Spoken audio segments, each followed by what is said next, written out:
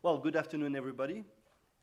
Good afternoon to the people sitting here in the room, and obviously all of our viewers that are joining us through live streaming. A warm welcome to the first Learning from Leaders conference of the season. This year is quite special for EU Business School, as we will be celebrating our 50 years anniversary.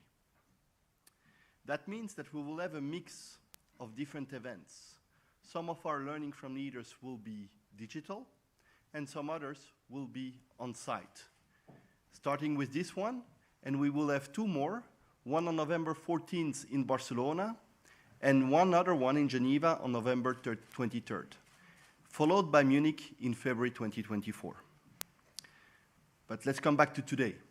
Today we're thrilled to welcome Mr. Børge Brende, the President of the World Economic Forum.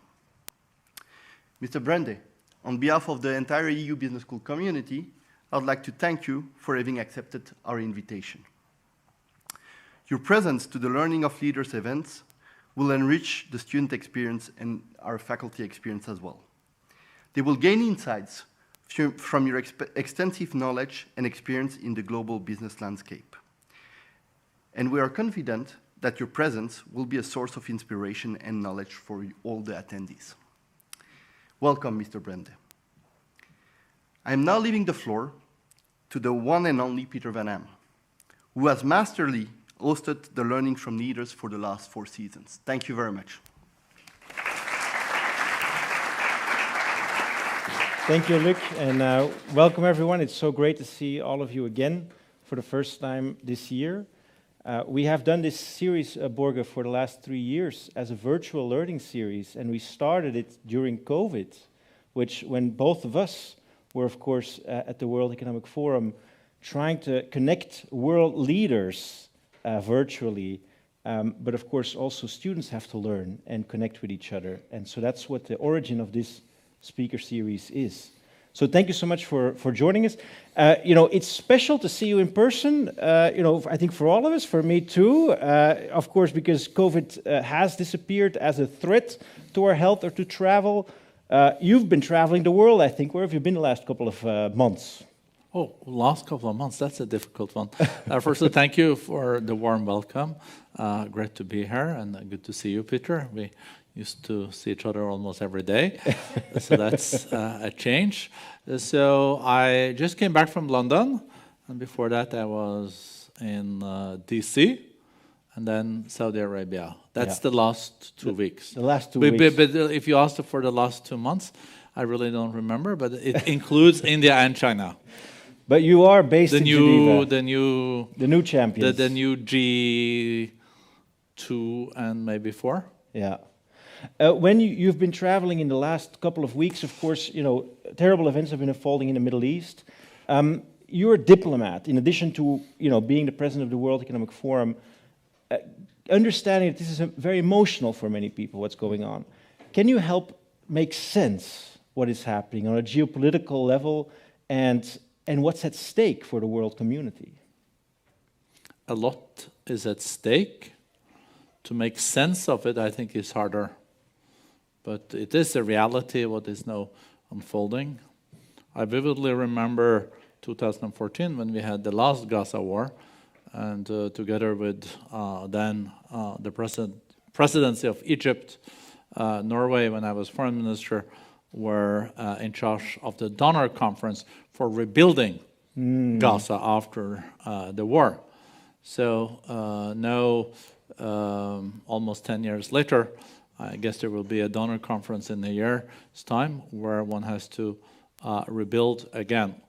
But you're also right, Peter, that the emotions that we see now is probably some of the strongest emotions in any conflict, and it's a lot of black and white, and this also makes it harder to find solutions to this conflict. And I think we're seeing this every day. Play out right now. Maybe I'll do something with my mic. Is it better now? Yeah, can we all hear Børge? because Børge, of course, you've had already a long and established career, including as mediator, as peace mediator. You have actually led the peace process, or let's say enabled, supported the peace process between Colombia, the government, and the FARC rebels. I believe that was together with Cuba. Could you tell us what were some of the techniques that you used in such a violent conflict that was, at its scale and its region, terrible for the people there? Some of the techniques that you found worked to bring these parties together. What can you do? What have you done at that time? So, if you are an interlocutor in such a conflict, you can try to find solutions with the parties, but you can only bring the horses to the well. You cannot force them to drink the water. And I think now with the situation between Hamas and Israel, with the Palestinian situation, there is no, at this moment, no willingness to address the underlying real challenges, being a two-state solution. In the future, there is no, of course, a feeling in Israel for revenge related to what happened at the kibbutz, and also the civilians killed, and also the hostages. Then there is no reaction in Gaza among Palestinians and many Arab countries that they feel Israel is overall responsible for this because of a lack of a political dialogue and establishment of a two-state solution. And no, the response from Israel in Gaza is then also another creating another situation related to the humanitarian situation there. So there is no a war,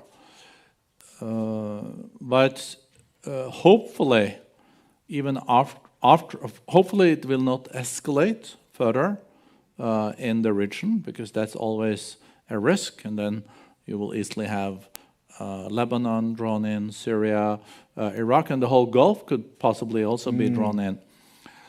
But after, if it doesn't escalate further, and if there is a way of getting a truce, then I think everyone understands that, and I hope so at least, this cannot continue. There needs to be a breaking of the impasse from the past, and we cannot see this happening again and again. So what I'm trying to say is that the tools we used in Colombia in the conflict between the FARC guerrilla that had lost and the Colombian government that had lasted for more than 50 years and killed around and wounded more than 200,000 people. There was then a willingness from both of the parties, from President Santos, but also the leader of the FARC guerrilla, to come together and try to find solutions. There were situations where they walked away from each other, big drama. It was the end of the it was the end of the negotiations and all this. But I still felt there was a willingness. No, in the Gaza situation, that's definitely not right. I think we all know most. We are very worried about the humanitarian consequences. We're very worried also about the escalation. When you have been a mediator, what have you found to be, how can you assume that role? How can a third party be accepted to mediate between conflicting parties? And how's that been for you as a Norwegian at the time, I suppose, foreign minister, to take on that role? Yeah, so also Norway have had traditionally a role between the Israelis and the Palestinians. We are still heading this AHLC, it's Ad Hoc Liaison Committee. It's the longest ongoing ad hoc liaison committee ever, established in '92 during the Oslo process. Course, yeah. And it's like it's a committee that looks at it's a donor committee really for the Palestinians. So if you come back to the Colombia, why was Norway in the mix there? I think Norway had done the work on the Oslo process. Norway had also tried in Sri Lanka, not so successful, to put it mildly. And we were also involved in some other peace and reconciliation processes. And then I think each of the parties had to choose someone they trusted and the others would accept. Colombia chose, FARC chose Cuba Yep. as a guarantor. I don't think that was the first country on the priority list of President Santos, Right. but they accepted. And then the Colombian government had also to choose a government. I think one of the reasons they chose the Norwegians were really that we had no really stake in the region. You couldn't pick a large country that had very big interests. And then they knew that we had also some very good negotiators from before, and we knew also about how should a modern peace and reconciliation process be run.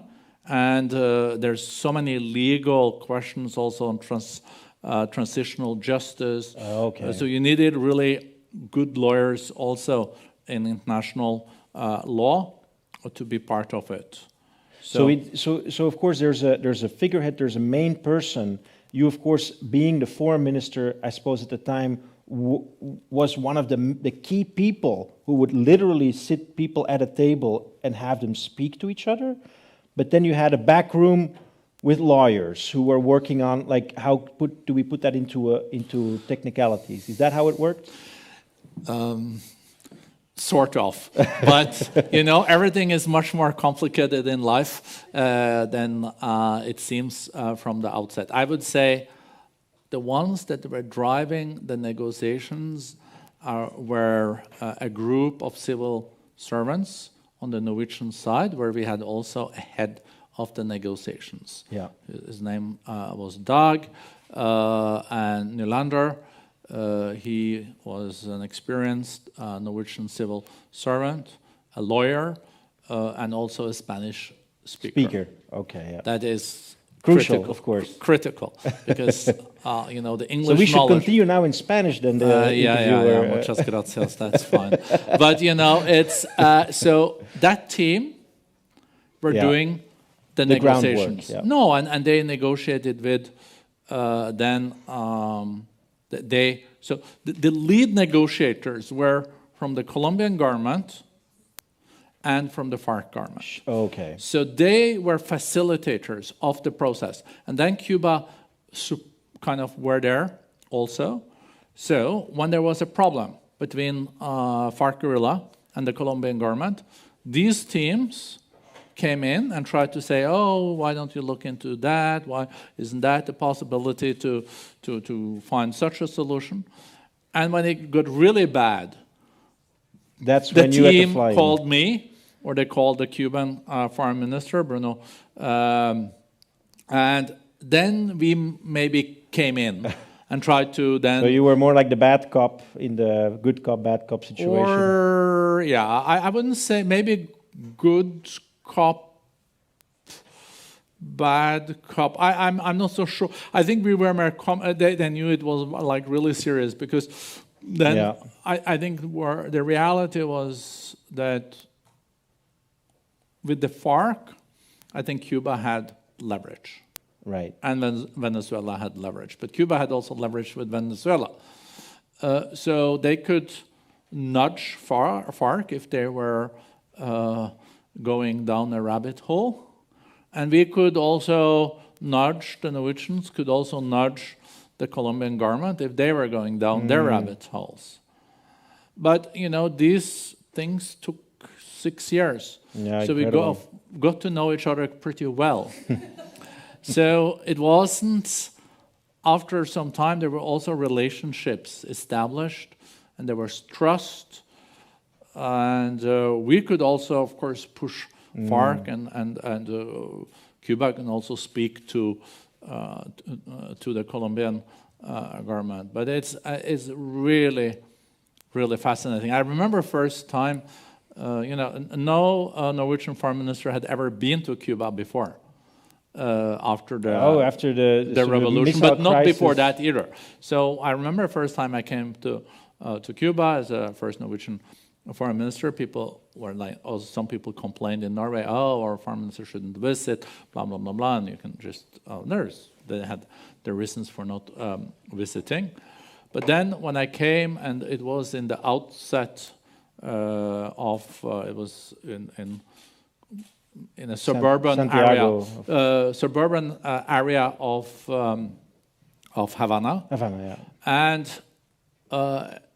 I felt like I was in like a film from the 1950s, black and white, based on a like Latin American book, either of Allende or Vargas Llosa or something like that. And it was really quite surreal that these guys that had been in the jungle as a guerrilla for 50 years were sitting there with the foreign minister of Colombia, with the vice president, and in the beginning, I tell you, the temperature was really high. You have heard about, you should not believe in stereotypes, but we heard about Latino temperature and all this. But I tell you, it was not a Sunday school. Wow. And even if my Spanish knowledge is limited, I do know a lot of strong Spanish language after that. That's for sure.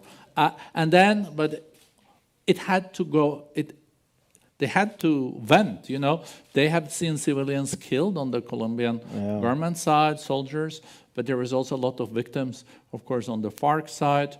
And what we did, though, that was like really something that made a huge impression. We brought the victims to Cuba. So the negotiators had to meet with the victims on both sides. Wow. Families of the military or someone that were wounded by FARC guerrilla. And then a lot of people in the rural areas that also were wounded or victims of the government army. That was it was really really striking. But the most difficult part for me was really this whole thing about transitional justice. And this is also for you as students. How do you, if you have had a conflict for 50 years, right? And if someone has done something terrible, normally you would go to jail for the rest of your life, but in this case, often there had to be a different solution. Yeah, so they could then be in house arrest for a year or two, and etc., where you normally would have to go. But you will not have an army putting themselves into prison, and you will not have a guerrilla accepting to go in prison for 20, 30 years. But there are also some rules in international law, and Norway could not be part of a process not complying with international law. So we had always, when we negotiated, we had always someone angry from Oslo calling us and said, just don't even try, because this is not according to international law. Boom. And the phone was like, Then you had to deal with one time one of them said, hey, do you know that the foreign minister is also in the room? Yeah, and the person said, yeah, but the foreign minister also has to comply with international law. Bang. And that's true. They're doing their job. But it was tough. It was really tough to find solutions that both parties can accept, had the legitimacy, and still according to international law. Because we can, of course, you cannot kill someone without having any kind of consequences. But of course, they thought it was part of a guerrilla warfare or a war against the guerrilla, and and then the means were, in their eyes, justified. Yeah. But of course, at the end, you have to find a resolution. That ended well because the peace still stands in Colombia. I think so, partly. Yeah. No, it does. No. You have to. The basic principles do stand, I have to say. Now, I think we could have a conversation with you until midnight to talk about everything you've done, in your career. But one of the other major things that you've done that's maybe also relevant for today is that you have been the president of the Norwegian Red Cross. Secretary General. Oh yeah, sure, Secretary General. We have to use the There's right one terminology. president and there's one Secretary General. Okay, so politically we have to make sure we use the Of right course, we have terminology. to. We are precise. And I think that as foreign minister, you also doubled humanitarian aid of Norway to other countries. So in other words, you've played a major role not just in peace, but also in humanitarian efforts. What has been the lesson from that for you? We've seen the Red Cross play its role. It's been increasingly difficult in many situations. They are often in harm's way themselves. And of course, humanitarian aid, is also being questioned and also sometimes ineffective. What has been the takeaway for you? How is it helpful? So we had this joke in Norway that it was a prerequisite for becoming foreign minister to have been Secretary General of Norwegian Red Cross. Because we had several foreign ministers that had that job. It wasn't the reason why I took on the job, though, to become... But it actually, you kept the joke active. Because afterwards you became foreign minister. Yeah. But it's, with students and we have to have, with all those crises too, we have to have a little bit of a lighter touch once in a while, because it's a very serious thing about the humanitarian organizations and situations. So, I think for me it's also a privilege of a lifetime to have worked. Both for the Red Cross, but also to have been a foreign minister.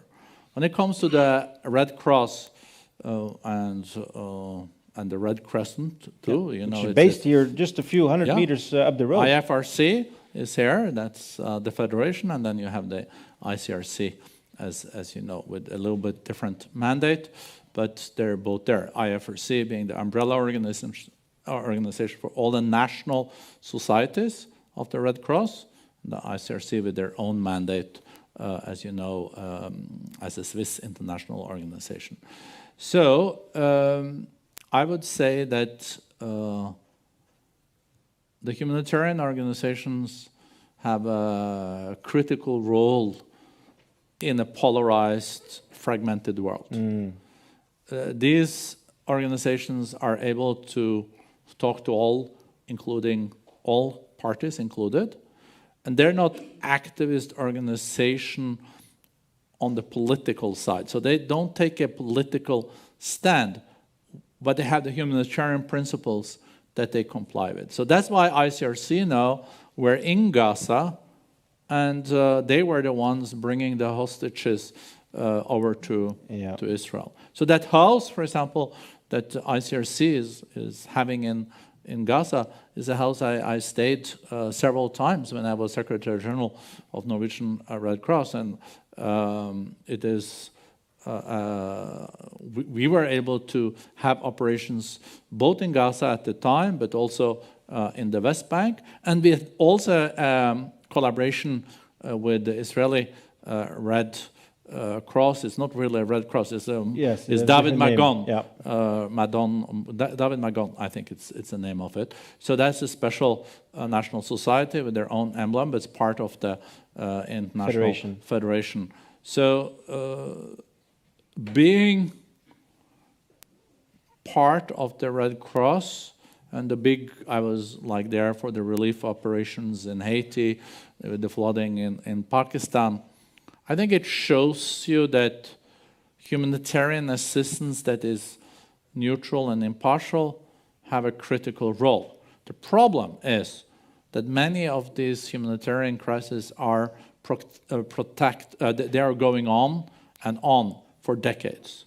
So when do they move from being humanitarian crisis to being really the development crisis, where you have to work with ODA and more traditional development assistance? But no, the need for humanitarian assistance is unbelievable, because we have the crisis now in Gaza, of course, but you have it in Somalia, you have it in Sudan with the ongoing war. It is the need is much bigger than the money available, and countries are also indebted. The traditional donor countries are indebted, so they are cutting their assistance, not only on the traditional development assistance, but also on the humanitarian side. Is that something that you would recommend anyone in this room to do, is to sort of support a humanitarian organization in times of crisis? Of course. Yeah. I think we all reflect on how can we contribute, but I think there are people that can contribute more than students than on student loans, you know. That there are people that don't have student loan anymore, but many students also can do work that is voluntary work. That's also something that is incredibly important. You know, I want to make sure that later on we have some time for questions from the floor. So if you have something you would like to ask, you know, start thinking about it. Before we get to that, Børge, you know, maybe just a little bit about what you do today. Because we've talked now, you know, for 20 minutes about your work in the past, at the Red Cross, you know, foreign minister. But today you are the president of the World Economic Forum. No, I'm the president. I know very well that you are the president of the World Economic Forum, of course. What are you doing today, individually, but as an organization, to drive forward the mission? The mission of the organization is to improve the state of the world. What are the pain points? What are the most important initiatives that you're focused on today? So, I think you could have been answering this question as well as me, Peter, but I'll do it my way. I'll do it my way. Until a year ago, I was working on the communications side of the equation. And very well, and wrote op-eds and all that. So, World Economic Forum is an international organization under Swiss law. Like the Red Cross? Yeah, like ICRC. So the mission of the forum is that we're trying to get the leading companies of the world. We have 850 of them. Most of them are Fortune 1000 companies. We're trying to mobilize them to form coalitions and also be part of groups that push the envelope in different areas. And the power of the private sector should not be underestimated. Around 70% of the global GDP is in the private sector, and 30% in the governmental sector. And of course, we're in a group here of business school students, so they're happy to hear that their work will not be in vain. Well, and of course, there are some people arguing that the business of business is business, and there are those also arguing that business also have to take a broader responsibility. You have to take a broader responsibility about the local community you operate in. You have a responsibility for your employees. You also have, of course, you have a responsibility towards your stockholders too, and owners. I'm not saying that, but you also have to take a broader responsibility in the country and the world you're operating. So what we're trying to do is to combine business interests with also then committing to things that can make positive impact on society. So let's be like concrete, because this is a bit maybe up there. So I can share some of the initiatives that I'm passionate about, but you know, we have 120 different initiatives. I don't think we have time to walk through some of them. But I can tell you something that I was part of all the way from the beginning, and I'm still part of it personally. So in the run-up to Glasgow COP, the climate conference in Glasgow 2 years ago. COP 26. Or was COP 26, because now it's 27 and then 28. Egypt you have to Sharm Sheikh in between. You have to get the numbers right. So we were thinking, well, what are the gaps or deltas when it comes to engaging business when it comes to climate change action, yeah. and energy transition. So then Secretary John Kerry and I have worked together before on ocean when he was Secretary of State and I was in Norway, and we came together and we had dinner, and then we said, why don't we get the big companies of the world to use their purchasing power to create a green demand where there is no green demand today? New technologies that cannot come to the market today unless there is significant demand from business. That's one way of saying it, yes. So but it's true, because the technologies, sometimes you need the technologies, sometimes the technology is there, but it's not it's not used because it's too expensive.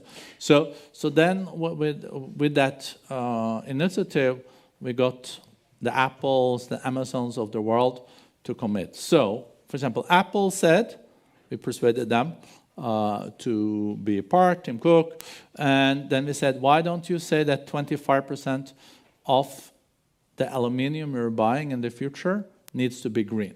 And if Apple says to all the aluminium producers in the world, if you want to be part of our tender, 25% of your aluminium has to be green.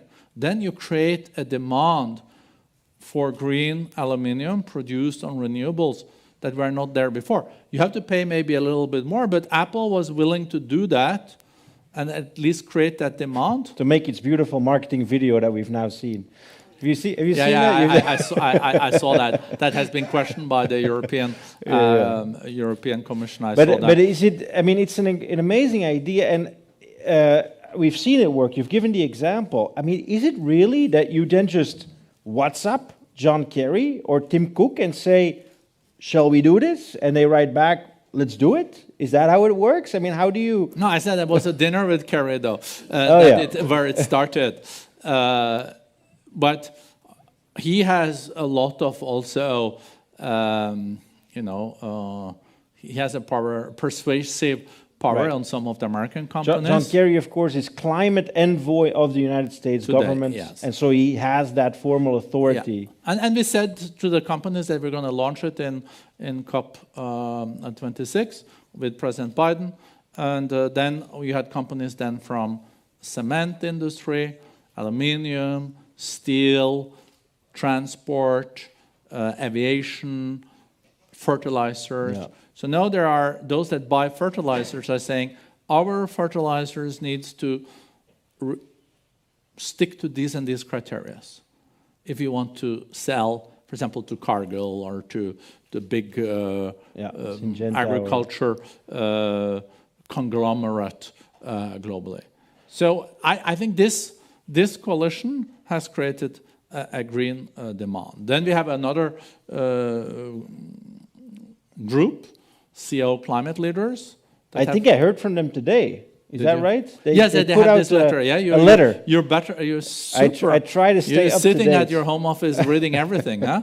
I had to make sure I was prepared for this interview. Of course. No, I'm glad I saw it myself. No, I was part. No, but I've been seeing the development of the letter. So the CO climate leaders, 120 CEOs in 120 companies, have all committed to go net zero by 2050. Yeah. That's a prerequisite. So it's just not like a club you can join and say, "Oh, I want to be I want to be green leaders." You have to commit your company for that. And then you have, in all areas, and being upskilling, being, for example, jobs, being anti-corruption work, being in water, agriculture, trees, nature, biodiversity, you name it, trade.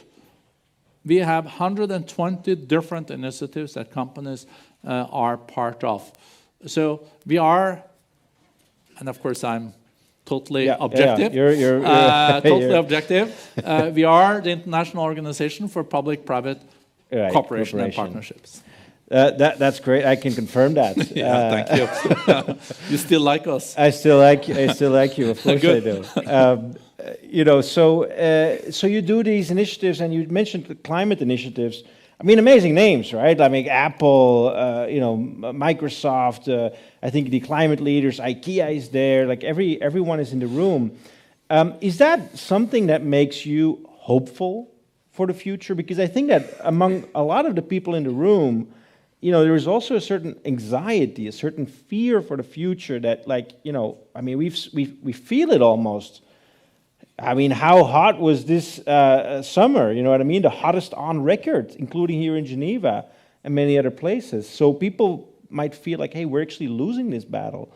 Do those initiatives keep you hopeful? So, this water, the glass is half full or half empty. Right. So I can answer it well, either way. I can fill it up for you. If you like, yeah, I'm afraid it's not reflecting the reality of the world. But good for you, Peter. There are hopes, and it's still possible to change things. Are we able to change things fast enough? Question mark. I think it's a question mark. But if you start then with half full and not half empty. So before Paris, the big climate conference in Paris, I think we were on the way towards a 4 degrees scenario of increased 4 degrees increased global temperature. That's crazy. Yeah. After Paris, I think we were like close to 3. Sorry, 3. After Glasgow, I think there are now 70% of all global companies has taken on, and countries have taken on an obligation in one or another way, at least countries. Right.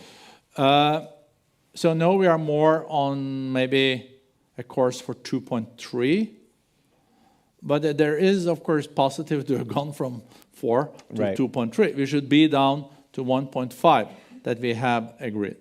So why? So that we have to be happy about, but that's the half full. Yeah, that's aspect. the half full. And I suppose coming from Norway, adding a degree and a half is also a glass half full for you sometimes.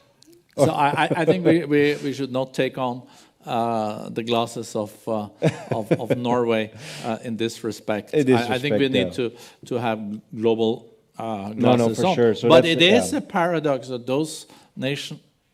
Some of the nations that are most hit are those that are least responsible for the CO2 emissions. That's a fact. Not all, but some. Then what makes me optimistic? If we had met in this room 10 years ago, and I had said, oh, the price of solar would fall to 1/10. Yeah, I would have not believed you. No. Oh, this blue-eyed Norwegian, he's naive. So that's not going to happen. And no, solar is, without subsidies, competitive with all fossil fuels and cheaper most places in the world. On wind, it fell to 1/7. Right. So how do we make sure that we don't stop with this, that we have carbon capture and storage, that we have green hydrogen, that we have fusion, that we have all this necessary energy efficiency, the renewable scaled up at a level where you can move from a fossil fuel-based society. We built an industrial revolution for 200 years on fossil fuels. Built a lot of course, also a lot of prosperity based on the basis of that. But to change from a society run one way to a society entirely different way, based on either capturing all the CO2 or other different fuels and not increasing the prices. Enormous challenge. Yeah, I think we underestimate what this really means. I think we're all, including myself, sometimes sticking too much to the big words, but the complications here are, it's very complicated, but the most difficult thing is that because of the fragmentation in the world, there is not possible to make agree on what is really needed. And many of you are in business and economics, and as we know, if you don't internalize the externalities related to something, that like polluting is free. You will not change behavior. So that this costs now the society more climate change than the action to stop it. So I think if we had agreed on a global CO2 tax or something, you would see that business, they don't like to pay taxes, so then they would also do more to find ways to not pay it by being more effective and maybe applying new technologies. But not even that, on such a fundamental global challenge, are we able to agree. Right, which is then the glass half empty, I suppose. Yeah. Maybe the last part of the glass half empty is that, of course, there's also a certain amount of cynicism among people that look at this process. I know there's been questions asked, why is now the UAE the host of the next conference of the parties? Why are so many businesses that rely on fossil fuels present in such meetings? Do you then say it's better to take them into the bath and we have to all be in the same boat? Or do you feel like, you do have to call things out? Where do you stand on that? So if you're going to reach a 1.5 degrees target, that's going to be reached through having the hard-to-abate industry on board. And oil and gas is also hard-to-abate industry. If you just have like the professional services or all that, it's not going to work. No. So you need to talk to the aluminium producers, the steel producers, and the oil and gas companies, oil and gas, and all this. They need to be in the room and be part of this travel, and they have to deliver on this. For example, methane. At least we could start with having a global agreement that we don't do gas flaring and methane anymore. Right. And methane, we know, is 25 times worse than a normal greenhouse like CO2. So I would say that it was also Nixon and Kissinger that can go to Beijing in the early 70s. I don't think anyone in the room was alive when Nixon and Kissinger were, but they're students of history, of course. Though. I think they're very well read. I think you still remember Napoleon even if you were not born. That's right. So don't underestimate the students. Yeah, you have to make those kinds of efforts. I know, I'm just pulling your leg. So, like you were trying with me. So we are friends, as you can understand. But as you know, Kissinger and Nixon could go to China because no one would claim that Nixon or Kissinger was a communist. So what you could say, though, with the UAE being a huge energy producer, they have some of the largest renewables in the world, but they're also a big producer of oil and gas. So should that conference then be in an oil and gas country? I think an oil and gas country can also influence a lot on those businesses, if they want, that have to do the reductions. So you can argue both ways. I think this is the, but it's very emotional. I agree. No, that's for sure. Now, I mean, I really appreciate this tour d'horizon that we got from you about current and past. I guess I got to ask you, what's the future? I mean, you've been everything, environment minister, trade minister, foreign minister, President of the World Economic Forum, Secretary General of the Red Cross. What's left for you, Børge? But maybe I'll just stick to the job I have, huh? That's also always an option. No, I know that you're coming also, at least that's what you said in the email, to talk about like leadership principles and advice to young people. So my question really is, did you know when you were the age of most of the students here, did you know what you wanted to become? No, that's for sure. But I was interested in economics and geopolitics, I think earlier than most kids. Of your classmates. And even earlier maybe than it's good for you. But what was your first job? I think at one point you told me that, I suppose that was to support me. You said, Peter, one day I was like you. I was also writing speeches. Was that your first job in Parliament? It was one. No, before I was, I worked as a young journalist in our local newspaper. But that has also a story because I had a terrible, boring summer job. Since they in Norway, and that maybe shows my age though, they were not so conscious about child labor back then. So early in 13. life, I had to work with in one of my parents' friend's farm to take up potatoes and all that. Of course, in the fall, from we were 8, 9, but that was just for a few days. Sure, so I don't think that was that counted. But then after 12, we had to have a summer job, and the summer job I got was working in a company that did like establishing gardens for people. Oh wow! Okay, well that's something I've done. It sounds maybe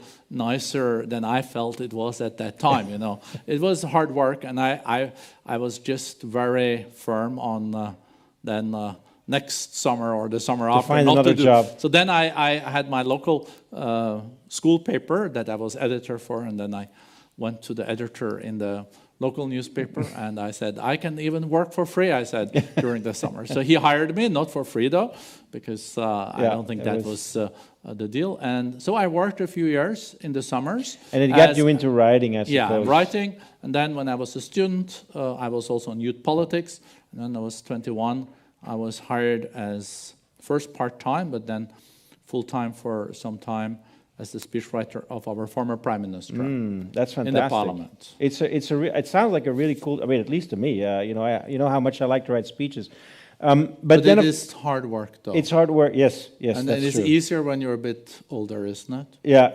Well, I wouldn't have had a 21 years old speechwriter. I guess. But, well, if you need an older one, you let me know. Yeah. I know you're one. hired. You will regret it. Then, of course, you know, that's the first years of your career. What are you looking for at that point in your life? Are you looking to gain skills? Are you looking for a mentor? Are you looking for a direction in your career? What is it that you most appreciate at that point? So what I was coming at is that I have never really been doing a lot of planning. So people say, oh, did you plan and did you apply for those jobs? I've been very lucky in the sense that I tried, though. I think I was a very hard worker when I was young. Yeah, well, I think you're still a hard worker. Yeah, but I was I was passionate about what I did. I really liked being a speechwriter. Right. I thought it was like sitting in the parliament, being 21 years old, having the privilege of writing op-eds, speeches. When I also worked in the local paper, I was so happy not to be out there in the rain doing all the other work I used to do in the summer. So I really worked hard. But for me, it was none of these were jobs. For me, it was a when passion. it was like I didn't want to leave the local newspaper in the afternoon because I thought it was more fun sitting there writing than doing something else. So I think I really been privileged that I liked what I've been doing. And then things happen. Yeah, and then if you like it, I think maybe you're good at it. And then things happen. So then after I have wrote for that freelance as a newspaper when I was a student, I was hired as a speechwriter. After I was a speechwriter, I was then offered another position in the parliament. Then I become the national chairman of the youth movement. And so the snowball started like rolling. that. So I never applied for a job in my life. Well, I mean, we are trying to inspire the students here, of course, and I think they will have to apply for jobs. What would be your advice to them as people go out? Well, I suppose you all still have to do at least 1 year in school, but if not more. But if you do go into the job market, what would you advise people do? So I think if you can pick up any kind of internships while you're a student, even writing. As long as it's not mowing the grass. Yeah. No, that's also fine when you're younger. It's a good experience. Right. It makes you appreciate sitting inside writing. At least it did for me. But people are different. It's also great to be. I love to be outdoors. So I'm not saying it. But this also is. What are your aspirations? But I think any kind of things you can do as a student, being part of like a student organization, doing internships, writing, everything that can come in addition to a traditional CV, I think is good. That's also something I look at when I see the CVs of young people. It doesn't hurt to have good grades. It doesn't hurt to have good grades either. Were you the number one in school? No, I told you I was very competitive, I have to admit. Almost so like I think about it, no, I'm a little bit like, I'm almost a bit embarrassed. But I think it comes with certain personalities. I'm much less competitive today than I used to be when I was younger. I'm happy I know you now and not then. Yeah, but competitive in school doesn't mean necessarily negative for the others. You're competitive because you want to do well, but it shouldn't be something negative for others. Right. But to your point, though, I think it's like what good grades shows is that you have the intellectual capacity. So I do look when I see all those CVs, if people have done something else in addition and they're good people. And you still have to get the grades. Okay, well. It helps. I'm glad that at least our audience can still work on that. For me, it's too late, I'm afraid. So yeah, but you've done well. You've done well. But when I started on law studies. Right. So I tell something personal. Yes, now it gets interesting.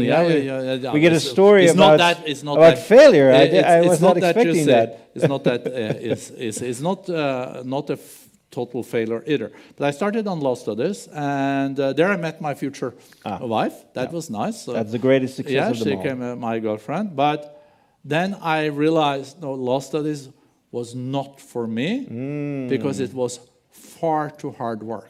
Oh, okay.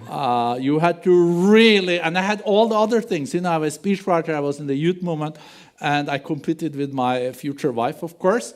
So she is the senior judge in Norway, so you can just imagine she worked extremely hard, and she did really good, and she did better than me. Was she the one on the phone saying, also the foreign minister has to listen to the law? Or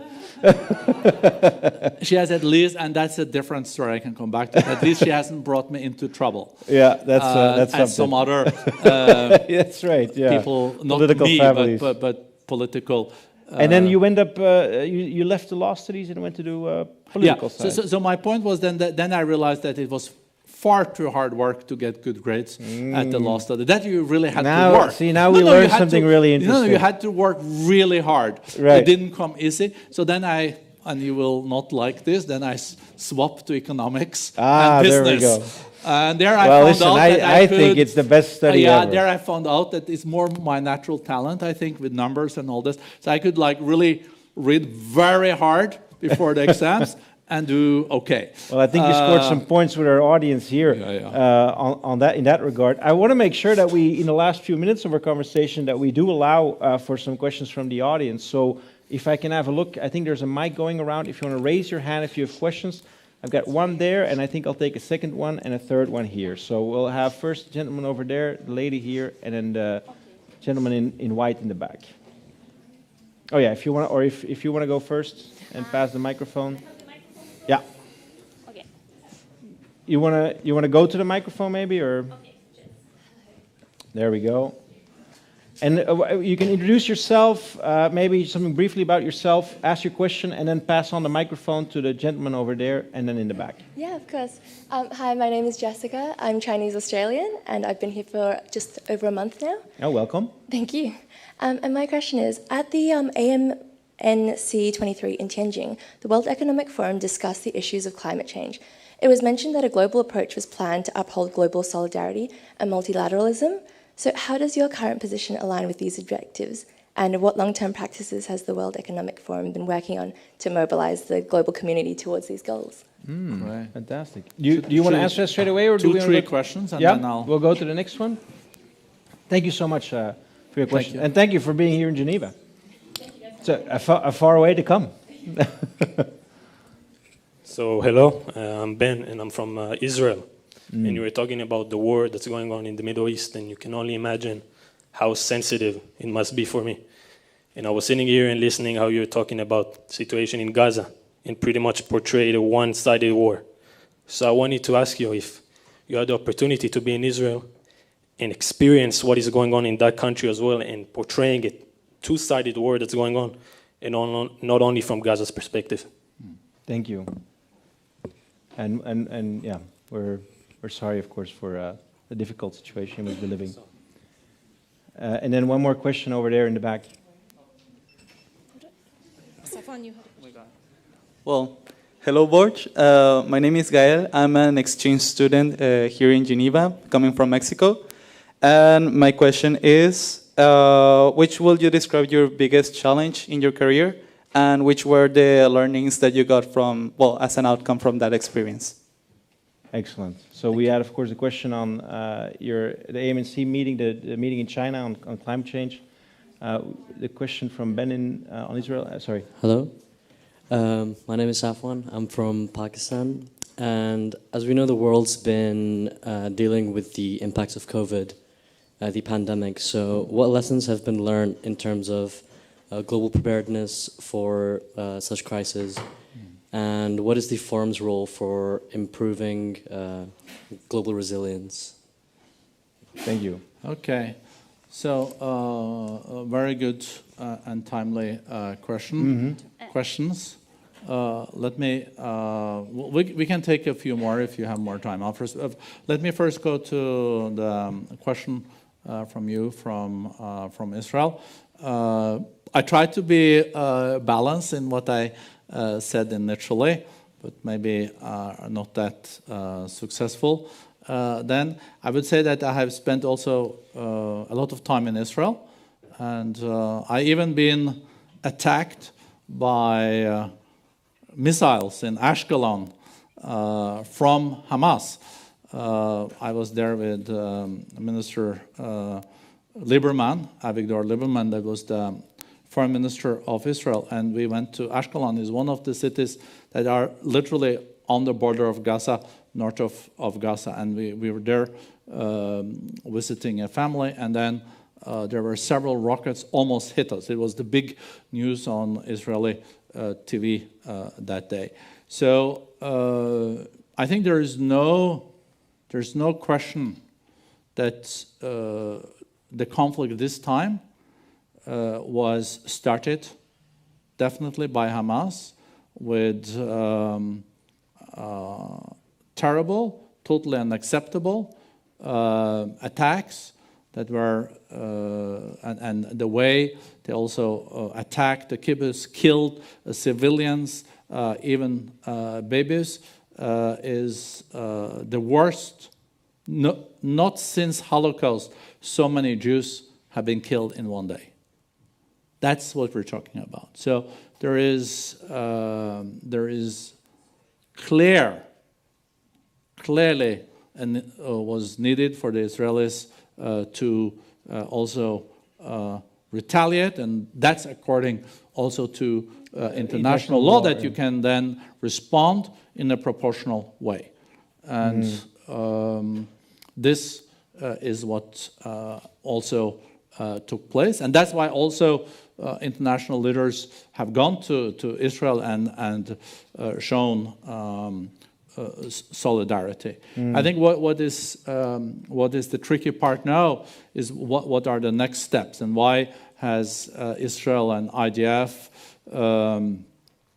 waited with the ground operation big scale, is because Hamas has built an army with the Qassam brigades of 25,000 soldiers in this, and urban warfare we have seen both from Baghdad and also other places is very, very difficult. So what is the short-term solution, also with the freeing of the hostages, and what is the medium, long-term solutions to find a peaceful solution to this? So I think I'm also very committed to both the Israeli and and the Palestinian side. I think these two people have to find a way of living together in peace in the future. But no, in the middle of a war, like now, everything you can say can be potentially interpreted in one on another context. But I'm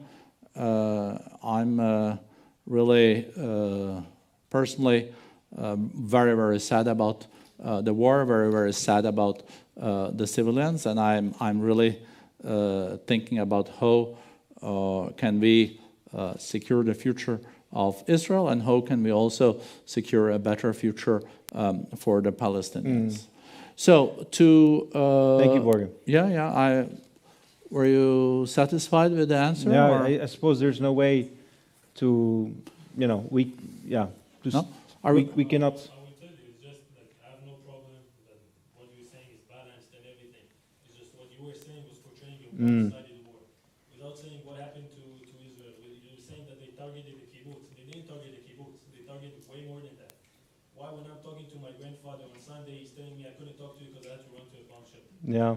So I need to experience that and to hear what's saying in the media, and I know what 75% of the people here think about the situation, because everyone is being brainwashed by the media, because what they're saying is purely incorrect.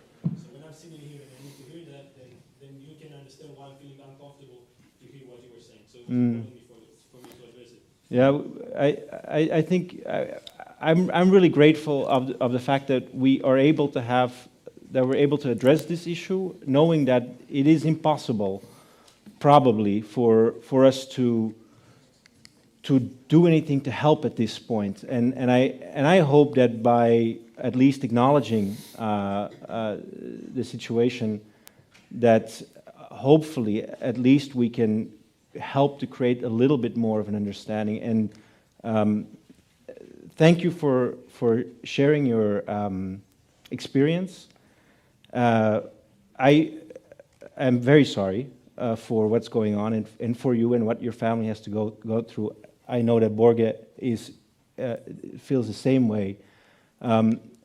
I feel also very bad that we can't solve it, that we can't do anything to help. But it is true, of course, that that is the reality. And if it helps in any way for us to have a conversation after this formal session, to talk, if talking helps, I think I at least am happy to do so. I do also want to leave the space for you, Børge, to answer the other questions, and of course realizing that we are keeping people from, I suppose, going back to study for getting their good grades. So I want to make sure we respect also that and get to the other questions. The first question, other question was about the climate meeting in China. Yeah, so it's true that we, at this so-called Summer Davos, we're focusing also about climate. We were in the middle of in Tianjin in June, July. We were also in the middle of a heat wave. Oh wow! So yeah. it was really hot there, and it was a reminder of the cost of inaction far exceeds the cost of action, as I mentioned also earlier. The problem with CO2 gases and climate gases is that it travels without the passport. So regardless of where it comes, it affects all of us. And what was very interesting is also that China is taking several steps now to also introduce renewables. It's, I think, 80% of the new capacity on solar is being installed in China, but still coal plays also a major role in China's energy production. There is 8,500 coal-fired power plants in the world. And, coal emits double as much of CO2 as like a gas-fired power plant. And brown coal is the most emitting of all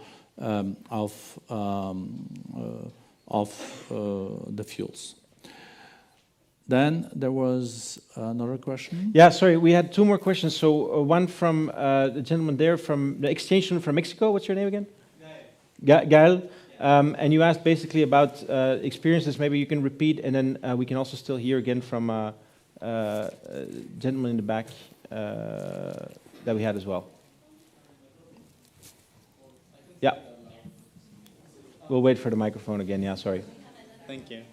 Well, thanks. Like, in name of our classmates as well, I'd like to thank for your assistance here and sharing your knowledge with us. And what I wanted to ask you is could you tell us which was your challenge professionally?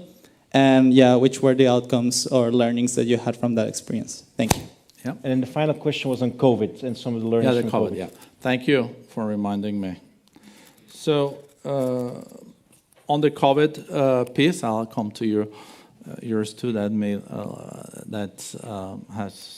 Have to reflect a little bit more on that. The question is not so easy to pick one thing. But on COVID, I think that was another reminder of that we are all on the same planet. In the sense that, as I said, with climate change, CO2 travels without a passport. The same is with also pandemics and also future pandemics. We really need to have a global approach. There's not like saying, oh, we are good at being prepared for future pandemics in our country. And if others are not, it really doesn't matter. And this is what is lacking in today's world, this common approach to common challenges. There are local challenges that you can deal with in your community or on your level, but if they are global, you need to deal with them at the global level, and you have to collaborate at the global level. And that is unfortunately missing.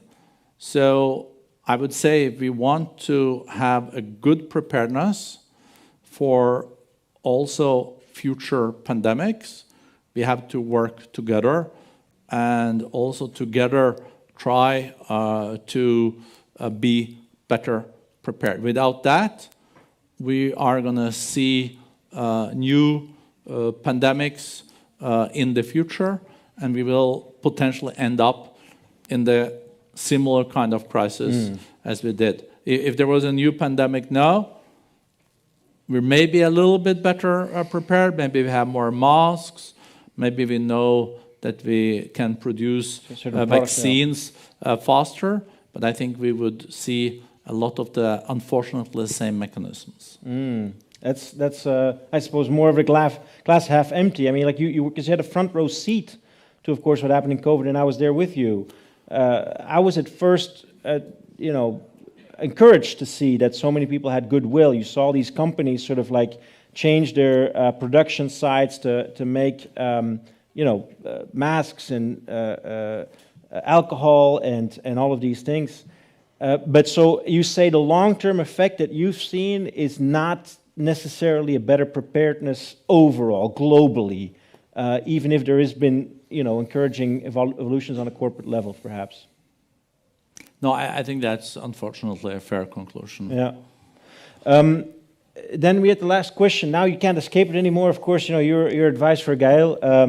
What are some of the takeaways? What are the advices that you can give to Gael, who's joining us from Mexico? Yeah. So was it advice or crisis that I saw in my career and how I handled them? Yeah, it was the latter, was it? And how you overcame them, I suppose. Yeah. So that's what the question is. No. As you all know, as students, you can write a good report on an exam, but if it's not answering the question, they flunk you. So I just wanted to make sure that I was serious about what the question is. So what are challenges and crises that I overcame in my career and what I learned from it. So, when I became I'll deal with it in a professional context. I think that's of more interest both for you guys and also for myself, to put it that way. So I became a young Minister of Climate and Environment more than 20 years ago in my home country. I was the youngest minister in the cabinet, and I just realized that there were not that many friends in the cabinet of the Minister of Environment. So when I wanted to do something for the environment, I either had the Fishery Ministry against me, Opposed. or the Agriculture Minister, or I had the Trade and Industry Minister, or I had the Finance Minister that didn't like using money on it, or I had then the Oil and Energy Minister against what I was proposing. And in the beginning, I thought this was like really challenging. I don't think I was mentally prepared for how tough it was. Like really, really tough. And the civil servants, also backing those different ministries were also really tough with the ministers, and they stood up for their views. But I still was of the opinion that we needed to take pollution of our ocean more seriously. We had to have a sustainable management of our fishery stocks. Agriculture is important, but they didn't need to pollute as much as they did. And if we did, for example, logging. We could also do logging in areas where we didn't have the most oldest and most biodiverse forest. I also wanted to protect some of the wilderness as national parks. I mean, everybody supports you except for your members of the cabinet. Yeah, but they're strong. No, but there are strong lobby groups behind it. I tell you, you don't want to fight a Norwegian farmer or a fisherman like that. So I realized then in the beginning, and this was, you can say, was it a crisis? Yeah, I felt it was like really tough to manage all this complexity of strong pushbacks. But I still, especially when I wanted to do so much, I was like, young and ambitious on this. But then I realized that I had to make alliances. I got much sure about things. So I made alliances with the Prime Minister, then I made alliances with people in the Parliament that ask questions. I used the media to then create the momentum for some of these things. So the crisis was also probably the biggest learning process for me about real politics. Real politics is tough, but you have to also, as long as it's ethical, you also have to, since it's no Sunday school, you also have to use the necessary tools to try to achieve what you believe in. And I think for the result, we doubled the area of national parks in Norway in 3 years. Protestings from farmers, from business and all this. But no, when these are protected as national parks, I don't hear anyone saying, oh, that environment minister that established all those national parks, that was like a big mistake 20 years ago. No, everyone is happy about it now.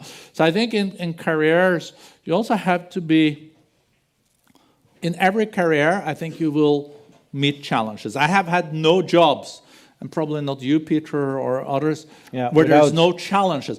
Every job comes with challenges. There's always someone that wants something else, or you have to fight for it, and all this. But this taught me to be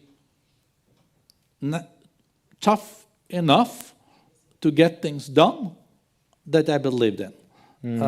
So for me, it was the biggest learning. Those 3-4 years were the biggest learning process in my life. Yeah, that's fantastic. I think I became much tougher after that, but in a good way.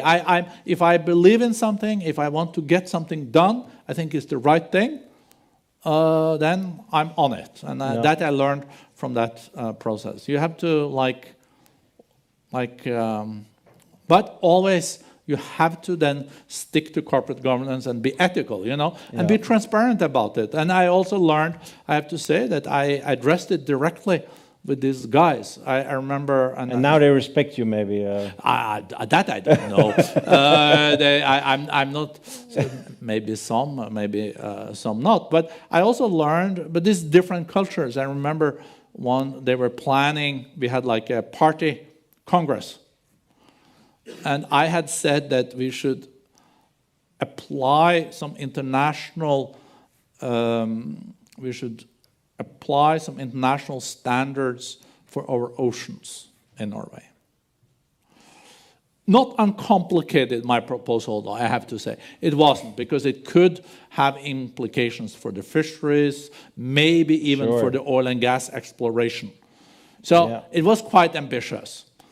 So today I probably wouldn't have launched Simplify it a bit. Yeah, but I said we should and of course they got very upset. So I then heard through my friends that were on my team, the young people in the party said, "Oh, they're planning now a resolution going against you at the party meeting." Well, you clearly survived. Yeah, but then I thought, what to do? So I just took them together after a cabinet meeting. Reform. I said, "Can I have a few words with you guys?" And I said, "Isn't it a little bit like coming up with this at the party congress, like two cabinet ministers, we are colleagues, trying to... That's a little bit over the top, I don't think you would have appreciated if I did that in your aerators. I think you just stop that, but I'm willing to discuss my proposal to see how we can align it." But the realpolitik in action. Yeah, because it was a bit ambitious. And then it was no problem. Yeah, it fizzled out. So it's like... but then also be ready to raise it with someone like that, face to face. They were embarrassed. They were embarrassed by it. They didn't think I was like able to sniff it happening. But I did sniff it, and I raised it with them, and I think that's, for me, one of the learnings. Sometimes it's good to raise it too, like straight in people's, but in a nice way. I guess that is the Norwegian in you. Say it like it is. Or the Flemish... Yes, the Dutch, maybe that would be where we find common ground. Well, listen, I see that your glass is empty, but I think that for us, for most people in the audience, our glass is full. We've really been inspired by everything that you've shared with us. And I want to thank you for taking the time, all of this time, to spend with us, to be so thoughtful about all the topics we discussed. And of course, to be our keynote speaker to kick off this amazing academic year with EU Business School and Learning for Leaders. Børge, on behalf of everyone, thank you for being with us. Thank you, Peter. That was great. Thank you. I had to take off my jacket. Yes, It became a little bit warm.